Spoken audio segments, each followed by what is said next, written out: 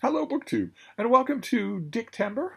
This is a new BookTube event put on by Sean D. Standfast, Mark at Book Time with Elvis, Michael K. Vaughan, and myself, in which we spend the month of September reading about house dicks, about private eyes, about private investigators. I like to view it as a very affectionate adjunct event to March Mystery Madness, which is still months away and is BookTube's biggest, oldest, and most venerable celebration of murder mysteries, just in general. But murder mysteries are a broad church. And private, I love all of these spin-off events, anything at all that you want to do. Gay fiction, supernatural fiction, horror, pulp fiction, science fiction, romance, fantasy, whatever you want to do. I love events like that. And so I welcome Dicktember as a way to celebrate private eye fiction. And I did some reading. I meant to do an inaugural video yesterday, but my errands completely got away from me yesterday through no fault of my own. I stood at a bus stop for about 14 hours. That throws a monkey wrench in your day. But I want to do it today, and I want to talk to you about about the first thing that I read for Dicktember, reread. But first, predictably, I want to go over some of the parameters of what we're talking about. I'm a big fan of parameters, of talking about what we're talking about. It's a critic's response in me. I did the same thing for June on the Range. I did the same thing for Garb August, and I want to lay out some of my ideas for what constitutes private eye fiction. What are some of its essential elements? I have the iPad mini here that I've been absolutely living on. Absolutely living on. I remember I got this iPad mini and I took all the bloatware off it and I put all of the stuff on it that I want on it, and I started loading it with books because this is an ideal form to read on. And then I started to become impatient with it because it looked like I was butting against the ceiling of its very limited storage. I think it has 16 gigs of internal storage. Because it's an Apple product, you can't do anything with that. You can't add to it except to put stuff in the cloud, which you absolutely should not do. So I thought, well, okay, it was fun while it lasted, but what I really need is an iPad mini with 64 or 120 gigs of storage. That's what I really need. But this is not an old iPad. My other iPad mini is a first generation. It's the original iPad mini. This iPad mini patrols itself regularly to offload stuff that I'm not using. And so the other day a month ago I checked, there was plenty of room on this thing.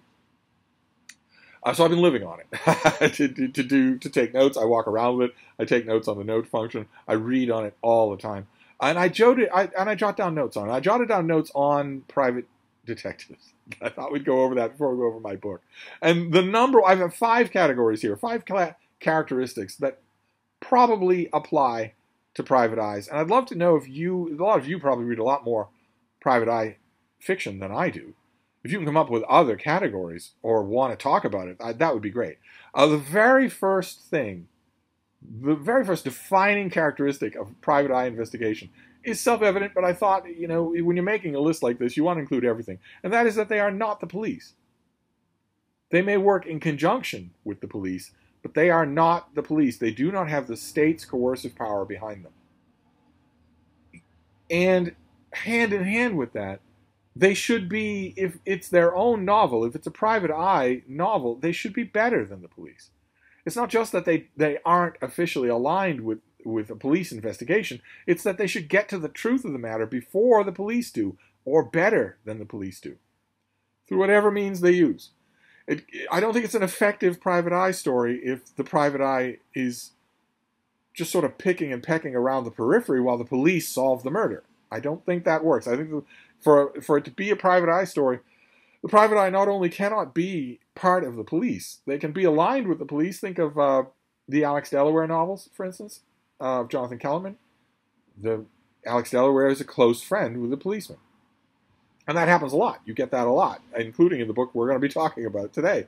But it can't be one-to-one. The private eye has access to information streams that the police either don't know or have dismissed. And the private eye should come to the correct solution of the mystery before the police do. Or maybe even be the conduit by which the police come to that. So that's number one, is that the private eye can't be the police. Number two, might ruffle a few feathers there, but for one particular reason, one very large, overweight particular reason. But I'm standing by my guns. Characteristic number 2 is that private eyes are paid. At least something, at least some of the time. The most famous archetypal private investigator of them all is Sherlock Holmes. And Sherlock Holmes doesn't have set rates. As he says himself, his rates are fixed. He never varies from them except when he abolishes them altogether. But that turns out not to be true. He takes elaborate gifts instead of payment. He takes no payment plenty of times.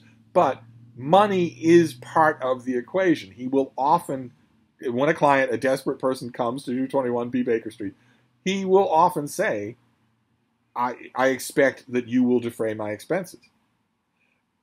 Maybe something else, whatever on top of that. But money is not out of the question. He's not, in other words, a gentleman toff. He's not one of these Lord Peter Wimsey dabblers on the side who just takes a private interest. They're not a professional in being a private investigator. They're not part of the police, but they're also not being paid by anybody. They're just basically a busybody. They're not that. I have a very low tolerance for people, for characters like that. I think they strain credulity more than faster than light travel in space. And I hold the same low opinion of them as Raymond Chandler does in his famous essay, The Simple Art of Murder. I don't think they would be put up with. It's not believable that they would be put up with by the police, let alone swanning into the precinct house and insulting the police. I think I know what would happen if a dandy gentleman amateur sleuth walked into a precinct house in Boston and did that. I think I know pretty sure what would happen if that happened.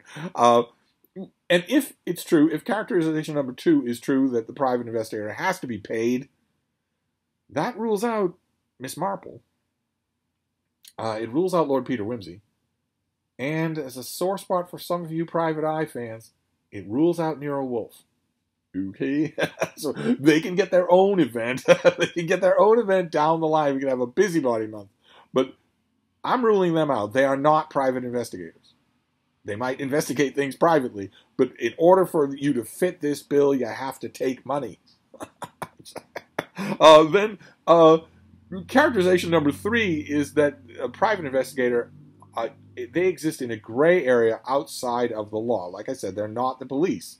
They're also not a lawyer. They're hired by someone involved. An individual hires them on a personal basis, which means that they can often be outside the law. They can even break the law. I think that kind of an equivocal relationship with the law is a defining characteristic of private eye fiction. And that sort of goes hand in hand with the characteristic number 4, which is peril. Now, you know, if you have a police procedural story with cops involved, they obviously can face peril. But they have an institution behind them, right? If some scumbag fires on one of Ed McBain's cops in the 52nd precinct, he's got to deal with all the other cops and the superstructure of the law. Whereas if someone, ties up a private detective and sets fire to a warehouse with the private detective in it, blurbling their whole plans first and saying, I fear that you will be facing the fires of hell, Mr. Diamond, before you even reach there. And then they strike the match and they leave. They leave the private detective in an easily escapable situation, as Austin Powers makes us know. That element of peril, I think, is also part of the private detective. Whether it's the private detective themselves or their assistant, their dog's body, whoever they get to do the rough work for them. There has to be an element of peril involved that is completely different from the bad guys versus the cops in a police procedural. And then the final characteristic isn't necessary. I've seen some private eye fiction that is where this isn't true, and that is that the story revolves as much around the private detective's personality as it does around the procedures or anything like that. That one of the big reasons that you go to a private eye fiction is for the personality of the private eye. And again, not to harp on Ed McBain, but he is one of the foremost examples of police procedural uh, mystery novels. There are many, many, many others, but if we use him, it's true that all of his cops have very different, very standout personalities, but there's a kind of collective endeavor going on in those novels. At the back of those novels, in those novels, usually one or two of the huge cast of characters will be center stage, and the novel will mostly be about them. But the background is never completely missing. There's a superstructure there that informs the story, which means that although you'll go for little bits and pieces of character, like for instance, think about watching NYPD Blue. If any of you are old enough to remember that show, you would want in every episode some great character moment from Andy Sipowicz or any of the other characters that are involved there. The character was called Gay John. Their receptionist, who's a gay man, who's wonderfully portrayed, or any of Andy Sipowicz's various partners. You would go to every episode wanting a good character moment from everyone. But there was a superstructure to the story that you're going to enjoy whether you get those character moments or not. Those character moments, I think, are far more important in private investigations. In PI stories, I think those come much more to the fore. So those are 5 characteristics that are sort of guiding me in reading for Dicktember, which is the main ones are the first 2. They're not the police, and they get paid. They're consulted for money. They're brought in for money. It is possible. There are still private detectives in the world today, even though there's less need for them than there ever has been. The sheer amount of information that's at your disposal online to learn whether or not some guy has ever been served with a court order, whether or not someone had a messy divorce, whether or not someone's behind on their home, on their mortgage payments. Once upon a time, that was purely the precinct of a private detective. That's what you hired a private detective to learn. Now, if you've got $50 to spend and you vet the websites that you're choosing, you can learn all of that yourself in 10 minutes. There are still private detectives. I know there are some that operate in Massachusetts, for instance. And I would be really curious to know, maybe in the course of Dicktember, I will reach out and find out what they actually typically do. I know that they still exist, but I can't off the top of my head think of anything that typical stories give you for private eyes to do that I couldn't do myself now with a computer. So, but that wasn't always the case. That makes private eye writing a lot trickier in the modern era than it ever was. For 100 years, while this subgenre of the mystery novel flourished, you did go to your private eye for 2 things. One was that they could rummage around in somebody's garbage. They had people at the courthouse or people down at Newspaper Row or at the docks. They had sources of information you didn't have as an upstanding citizen living in the suburbs. That was one. And 2 was that they were willing to risk themselves. They were willing to go undercover. They were willing to do things that their clients weren't. So information and physical risk. That carried the day for private detective fictions forever and ever. And the first book that I reread for Dicktember is an absolute winner. An absolute winner. It probably won't be the only book by this author that I read this month. The author is the great Patricia Wentworth, the author writing under the name of Patricia Wentworth. And this is a Miss Silver mystery. This is called Miss Silver Intervenes, with this classic old noir-esque cover. This is the 6th Miss Silver mystery. Miss Silver is an ex-governess, an older lady, who's very humble and unassuming. She knits. She attends to her business. If she were on a city bus, as the characters often say, if she were on a city bus, she'd be the last person you'd notice. But she never misses anything. She has, as one character said about her obvious counterpart in mystery fiction, Miss Marple, a brain like a bacon slicer. Miss Silver misses nothing. And if you lay before her the raw outlines of some mystery that is bothering you, as clients constantly do, she charges money. She is a private investigator, a licensed professional private investigator. Clients will often bring her the outline of a story, That's typically how a Miss Silver novel will start, with someone coming to see her and talk to her about why they want her help. And almost always, that person is shaping the narrative themselves. They are not an accurate narrator. Miss Silver sees right through it. Usually she sees right through it. Not only into what's important about the case, but also into what elements the person is leaving out and why they might do that.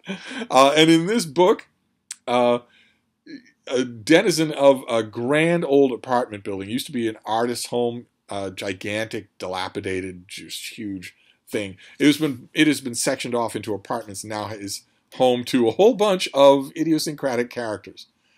And when there's all sorts of dark and skullduggish things going on at in this apartment building, but eventually they culminate in murder. And one of the people in the building calls in Miss Silver to examine what's going on and maybe get to the heart of it. This is set during World War II, and one of the characters in the novel is a young woman who was rapturously in love with her fiancé. They were planning a whole life together when their ship was torpedoed by the Nazis. And he was lost, or seemed to be lost. And she was shattered and goes to live with a friend of hers in this apartment building. Now, if you're familiar at all with murder mystery novels, then you know that... I actually don't know what that is. Wait for it to pass. It's not the police, it's not a siren, it's not a fire engine. I don't know what it is. So we've got a fourth noise that can happen now on the street. I have no idea what that was. Maybe an ice cream truck that's really urgent. But anyway, anybody who's ever read murder mysteries will know that if somebody vanishes off stage, they're not gone. Okay? They're not gone. There has never been, almost never been, an accurately reported offstage death in a murder mystery. The person's going to crop up again. But Miss Silver is a good example of a private investigator. She takes money. She's extremely adept at getting to the heart of things in the way that the police are not. And like so many private investigators, she is fairly closely aligned with Scotland Yard. The police detective, the various police detectives that show up in Miss Marple mysteries, sometimes she's working their one last good nerve. They don't know why this little old lady is bugging them about the case that's in front of them. Several of them come to realize that she is the greatest secret weapon they could possibly have. Several of them come to listen to her. Some of them are made to listen to her by their superiors, who have learned that she should be listened to. If she involves herself in a case, you should definitely listen to what she has to say. That's not so much the case in Miss Silver. Her relationship with Scotland Yard is fairly congenial. And she's also not as humble and self-effacing as Jane Marple is to most people. She can have a bite to her tongue. She's a delightful character. I'd forgotten how delightful she was, so I reread Miss Silver Intervenes. I forget what the American title of this thing was. It had a dumb American title, but the Miss Silver Intervenes is so portentous. I love it so much. And she does get involved. And the great thing about Patricia Wentworth, I mean, Patricia Wentworth is a fascinating figure. I don't think, again, I don't want to hit this note over and over again, I don't think she's ever had a really great full-dress biography. But she took to writing purely to make money. And hit on she was unbelievably prolific. She wrote all the time. She wrote constantly in order to make money. But she hit on a favorite character. Miss Silver took off with readers. Readers loved her. And so she wrote, in addition to writing a ton of other things, she also wrote a ton of Miss Silver novels. I don't get the impression, I will look forward to rereading some Miss Silver novels for Dicktember. I don't get the impression that Patricia, the writer writing under the name of Patricia Wentworth, ever actually enjoyed writing Miss Silver or anything else. Which is it's an interesting kind of thing. Sometimes plenty of writers have been driven to write just for money. My husband has died. I'm going to lose everything, my house, my garden, if I don't start bringing in money, so I will write. Plenty of writers have done that. And often it's been my experience, my feeling that I never sense that they enjoy it. They were driven to it by necessity, they didn't ever want to, and they never came to like it, even when the money was no longer an issue. I don't get that impression with Agatha Christie, but I do get that impression with Patricia Wentworth. But it doesn't matter to me, as long as she's making her Miss Silver novels so good, and this is so good. Oh my God. Classic whodunit. Right? you know, you have a very limited cast. You know that somewhere involved here is the answer. You won't see it before Miss Silver does, but you're going to love guessing at it. Same thing with Nio Marsh. And even Josephine Tay sometimes, Josephine Tay sort of wanders off the track of that. Okay, that was a drag racer. That was not... You can still hear it. It's a mile away now. You can still hear it. That wasn't a fire engine. That wasn't an ambulance. That wasn't a police car. And it wasn't that fourth thing, that weird thing that we heard. That was just a drag race going on. But we're still going to get through this video. I can't stop every time there's unbelievable background noise. So that is my kickoff for Dicktember, is Miss Silver Intervenes. These books do not need to be read in order. You do not need to... I couldn't even name you what the first one was. I didn't read them in order to start with. But they are habit forming. I should warn you. They are habit forming. They are so good. So good. You know right from the beginning that you were in the hands of a complete master. So my Dicktember is off to a great start. But I wanted, in addition to talking about this book, I wanted to talk about some characteristics of private eye fiction to guide us through the month. So I'm going to wrap this up for now, but I'll be back. Thank you, BookTube.